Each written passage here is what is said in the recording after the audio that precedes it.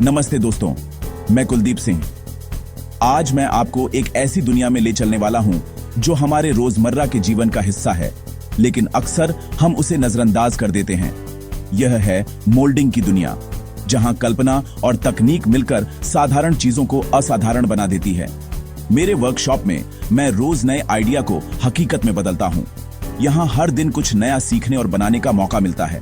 कभी कभी एक छोटा सा आइडिया सही तकनीक के साथ बड़े पैमाने पर उत्पादन का रास्ता खोल देता है। लेकिन जब एक चीज से हजारों लाखों चीजें बनानी हो तो मोल्डिंग की जरूरत पड़ती है। मोल्डिंग की मदद से हम एक ही डिजाइन को बार बार बिना किसी गलती के बड़ी मात्रा में बना सकते हैं। यही वजह है कि मोल्डिंग आज की इंडस्ट्री का आधार बन चुकी है।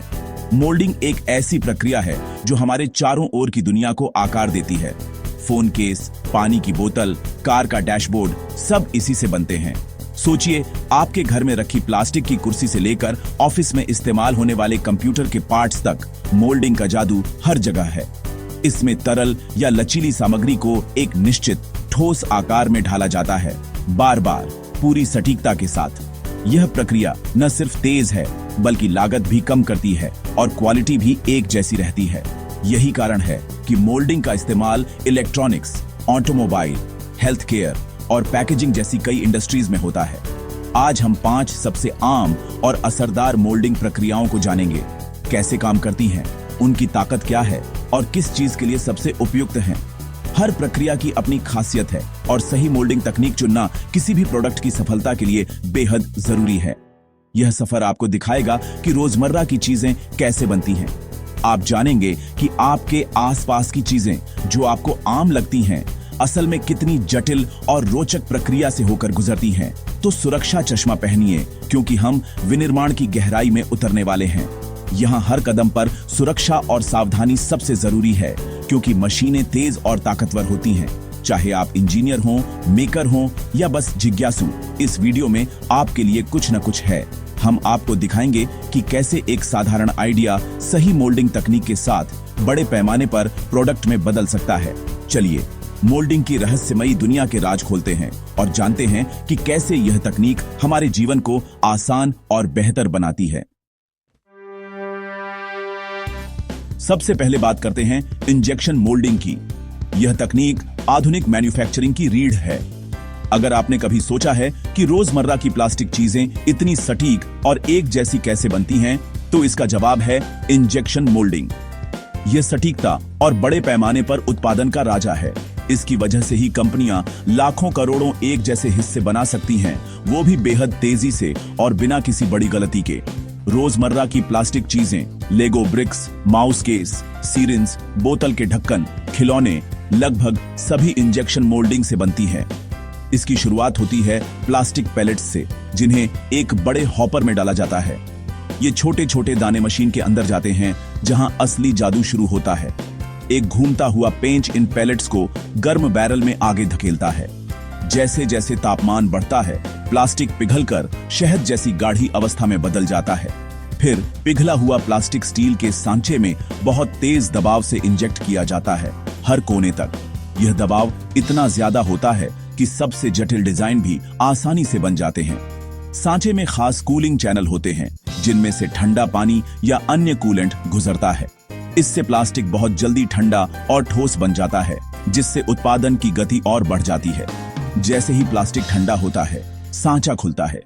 इजेक्टर पिन या रोबोटिक आर्म तैयार हिस्से को बाहर निकालते हैं और मशीन तुरंत अगला चक्र शुरू कर देती है। इसकी सबसे बड़ी खूबी है लाखों एक जैसे हिस्से, बेहद कम भिन्नता के साथ। हर हिस्सा लगभग हूबहू दूसरे जैसा होता है, जिससे क्वालिटी कंट्रोल आसान हो जाता है। ऑटोमोटिव, मेडिकल, एविएशन, इन सभी इंडस्ट्रीज में इंजेक्शन मोल्डिंग की सटीकता और विश्वसनीयता बेहद जरूरी है। एक छोटी सी गलती भी बड़ी समस्या बन सकती है, इसलिए यह तकनीक भरोसेमंद मानी जाती है। जटिल ज्योमेट्री, पतली दीवारें और अनोखे डिजाइन, सब कुछ इंजेक्शन मोल्डिंग से संभव है। लेकिन ध्यान रहे, स्टील के सांचे बनवाना काफी महंगा और समय लेने वाला काम है। यही वजह है कि इंजेक्शन मोल्डिंग बड़े पैमाने के लिए बेस्ट है, जब लाखों हिस्से बनाने हों। छोटे प्रोजेक्ट्स या कम मात्रा के लिए यह तकनीक लागत प्रभावी नहीं होती। लेकिन जब बात हो सटीकता, गति और विश्वसनीयता की, तो इंजेक्शन मोल्डिंग है बादशाह। अब बात करते हैं ब्लो मोल्डिंग की। खोखली पतली दीवारों वाली चीजें बनाने की कला। पानी की बोतल, दूध का जग, शैम्पू की बोतल सब ब्लो मोल्डिंग से बनते हैं। इसमें प्लास्टिक का गर्म ट्यूब पैरिसन सांचे में रखा जाता है, फिर हवा से फुलाया जाता है। हवा पैरिसन को सांचे की दीवारों तक फैलाती है, जहां वह ठंडा होकर आकार लेता है। एक्सट्रूजन ब्लो मोल्डिंग सबसे आम है। प्लास्टिक पैलेट्स से पैरिसन बनता है, सांचा बंद होता है, हवा फुलाती है, कुछ सेकंड में हिस्सा ठंडा, सांचा खुलता है, बोतल बाहर। इंजेक्शन ब्लो मोल्डिंग में पहले प्रीफॉर्म बनता है, फिर उसे फुलाया जाता है। यह ज्यादा सटीक है। ब्लो मोल्डिंग तेज और किफायती है, खासकर बड़ी मात्रा में बोतलें बनाने के लिए। कार के फ्यूल टैंक, पानी के ड्रम, खिलौने, जहां खोखलापन और हल्कापन चाहिए वहां यह बेस्ट है। इसने पैकेजिंग और तरल भंडारण की दुनिया बदल दी है। अब चलते हैं कंप्रेशन मोल्डिंग की ओर। पुरानी लेकिन ताकतवर प्रक्रिया। इसमें मोल्डिंग सामग्री चार्ज को गर्म सांचे में रखा जाता है, फिर भारी प्रेस से दबाया जाता है। दबाव और गर्मी से सामग्री सांचे में फैलती है और क्योर होकर ठोस बन जाती है। थर्मोसेट प्लास्टिक या रबर के लिए यह आदर्श है। एक बार क्योर होने के बाद दोबारा नहीं पिघलता। क्योरिंग के बाद सांचा खुलता है, हिस्सा बाहर, फ्लैश ट्रिम होता है। यह बड़े, मजबूत और जटिल हिस्से बनाने के लिए बेस्ट है। कम तनाव, ज्यादा मजबूती। ऑटोमोबाइल के बड़े पैनल, फाइबर प्रबलित कंपोजिट, रबर सील सब कंप्रेशन मोल्डिंग से बनते हैं। इसके सांचे सिंपल और सस्ते होते हैं, लेकिन चक्र समय लंबा है। यह मध्यम मात्रा के लिए उपयुक्त है, जहां ताकत और आकार जरूरी है।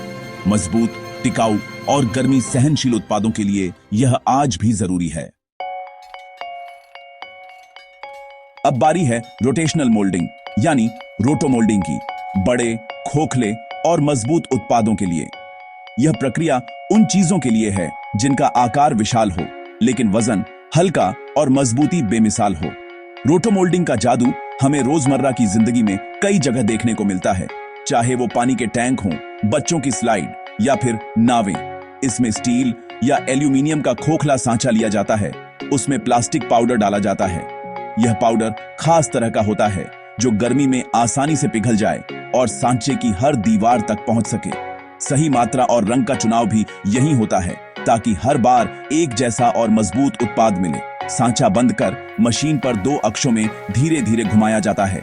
ये घुमाव बहुत सोच समझ कर तय किया जाता है, ताकि पाउडर हर कोने में बराबर फैले। मशीन की गति और तापमान दोनों का संतुलन बेहद जरूरी है, क्योंकि यही तय करता है कि उत्पाद की दीवारें कितनी मजबूत और एक समान होंगी। ओवन में गर्मी से पाउडर पिघलता है और घूमते घूमते सांचे की दीवारों पर चिपकता है। यह एक धीमी प्रक्रिया है, जिसमें हर परत धीरे धीरे बनती है। जैसे जैसे पाउडर पिघलता है, वह सांचे की सतह पर एक समान परत बनाता है, जिससे उत्पाद में कोई छेद या कमजोरी नहीं रहती। ठंडा होने के बाद सांचा खुलता है, एक टुकड़े का खोखला हिस्सा बाहर निकलता है, कोई सीम नहीं। यह एक जादू जैसा लगता है, क्योंकि इतनी बड़ी चीज बिना किसी जोड़ के तैयार हो जाती है। हर बार एक जैसा आकार और मजबूती मिलती है, जो इसे खास बनाती है। रोटो मोल्डिंग से बड़े टैंक, कश्ती, कंटेनर, खेल के मैदान की स्लाइड बनती है। इसकी खूबी है कि इसमें जटिल आकार और रंग भी आसानी से बनाए जा सकते हैं। चाहे गोलाई हो या कोने, हर डिजाइन मुमकिन है। इसमें दीवार की मोटाई समान रहती है और एक ही बार में कई सांचे चल सकते हैं। इससे उत्पादन तेज और लागत कम होती है। हर उत्पाद की गुणवत्ता पर खास ध्यान दिया जाता है, ताकि हर टुकड़ा मजबूत और टिकाऊ हो। ग्राफिक्स, बनावट या धातु के इंसर्ट भी आसानी से जोड़े जा सकते हैं। इससे हर उत्पाद को अलग पहचान और मजबूती मिलती है। ग्राहक की जरूरत के हिसाब से रंग, डिजाइन और लोगो भी डाले जा सकते हैं। चक्र समय लंबा है और सामग्री सीमित, लेकिन जहां मजबूती और आकार चाहिए वहां यह बेजोड़ है। रोटो मोल्डिंग से बने उत्पाद मौसम, धूप और पानी का सामना आसानी से कर सकते हैं। यही वजह है कि ये लंबे समय तक चलते हैं। कभी कभी सबसे अच्छे नतीजे धैर्य और कोमलता से मिलते हैं, न कि ताकत से। रोटो मोल्डिंग हमें सिखाता है कि बड़ी चीजें बनाने के लिए समय, ध्यान और सही तकनीक की जरूरत होती है, और यही इसे खास बनाता है। अब बात थर्मोफॉर्मिंग की। गति, कम लागत और बहुमुखी प्रतिभा की प्रक्रिया। डिस्पोजेबल कप, दही कंटेनर, क्लैम शेल पैकेजिंग सब थर्मोफॉर्मिंग से बनते हैं। इसमें प्लास्टिक शीट को गर्म किया जाता है ताकि वह लचीली हो जाए। फिर शीट को सांचे पर रखा जाता है। सांचा आमतौर पर एक तरफा और सस्ता होता है। वैक्यूम फॉर्मिंग में शीट को सांचे पर वैक्यूम से खींचा जाता है, जिससे वह आकार लेती है। प्रेशर फॉर्मिंग में ऊपर से हवा का दबाव भी दिया जाता है, जिससे ज्यादा डिटेल मिलती है। ठंडा होते ही हिस्सा शीट से काटा जाता है। बची प्लास्टिक फिर से इस्तेमाल होती है। थर्मोफॉर्मिंग तेज है। सांचे जल्दी और सस्ते बनते हैं। प्रोटोटाइप या बड़े प्रोडक्शन दोनों के लिए बढ़िया। पतली शीट से कप, ट्रे, मोटी शीट से रेफ्रिजरेटर लाइनर, डैशबोर्ड भी बनते हैं। सीमाएं हैं। दीवार की मोटाई एक जैसी नहीं, जटिल आकार मुश्किल, लेकिन पैकेजिंग के लिए यह चैंपियन है। तो ये थी 5 प्रमुख मोल्डिंग प्रक्रियाएं, हर एक की अपनी ताकत और खासियत। इंजेक्शन मोल्डिंग की सटीकता से लेकर थर्मोफॉर्मिंग की रफ्तार तक हर प्रक्रिया का अपना रोल है।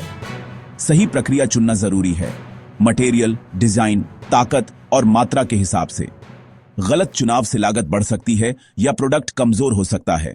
सही जानकारी से आप अपने आइडिया को सफल प्रोडक्ट में बदल सकते हैं।